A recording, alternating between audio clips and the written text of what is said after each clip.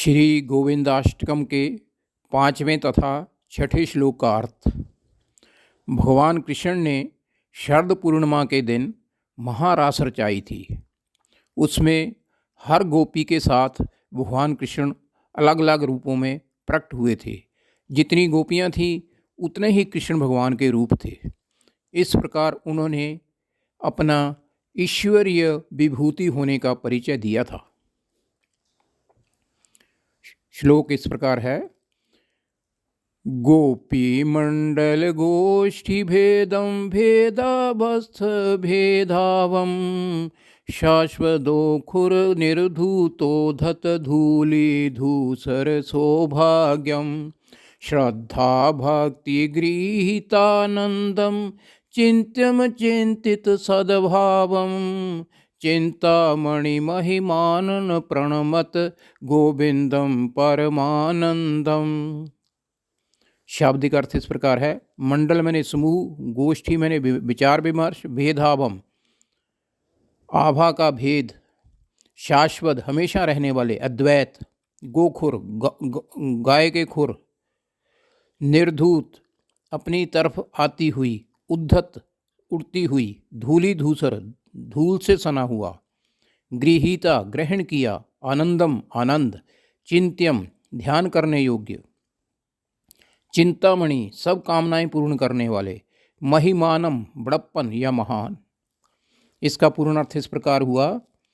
जो भगवान एक ही समय पर गोपियों के अलग अलग समूहों में मौजूद थे, यह अपनी आभा या माया के कारण अलग अलग रूपों में दिखाई देते हैं, जिसका भेद कोई समझ नहीं सकता।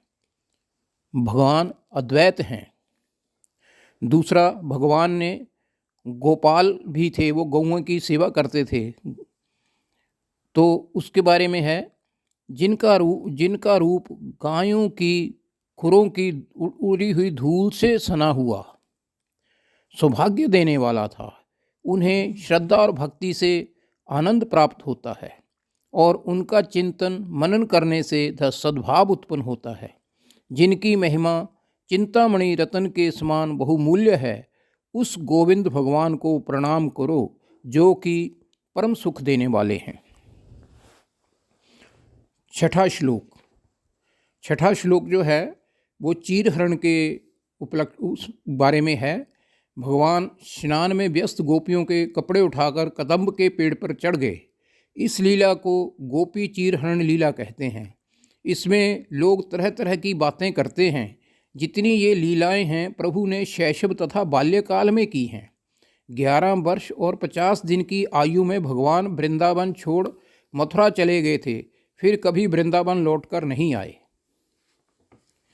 श्लोक इस प्रकार है।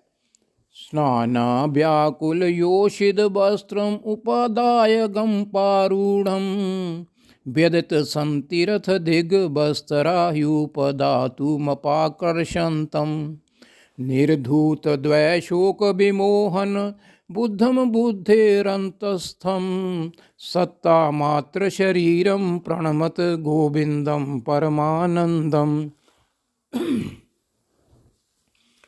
कठिन शब्दों का अर्थ। स्नान व्याकुल स्नान करने में उत्सुक व्यस्त, योषिद मैंने गोपियाँ, वस्त्र मैंने कपड़े, उपादाय मैंने उठाकर, आगम मैंने ले जाकर, उपारूढ़म मैंने कदम के पेड़ पर चढ़ गए, व्यदित बेचैन, दिग्वस्त्रा बिना कपड़ों के, ह्यू मैंने शब्द करना अनुरोध करना, पदातु मैंने पाँव मार रही हैं, आकर्षण मैंने अपनी तरफ आकर्षित करने के लिए कृष्ण भगवान को, निर्धूत मैंने अपने पास बुलाना, द्वय मैंने दोनों, शोक विमोहन शोक और भ्रम दूर करने वाले, बुद्धि के अंतस्थम अंतर में स्थित, सत्ता मात्र मतलब दिखावे के लिए। अब इसका पूर्ण अर्थ इस प्रकार हुआ।